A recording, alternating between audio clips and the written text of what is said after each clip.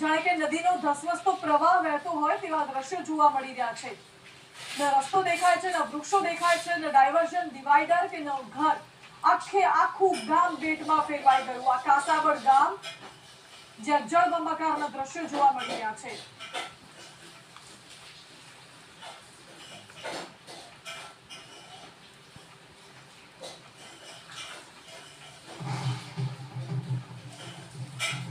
આ તરફ પોરબંદરમાં કુતિયાણાના ઘેડ પંથકમાં પણ ભારે વરસાદ છે.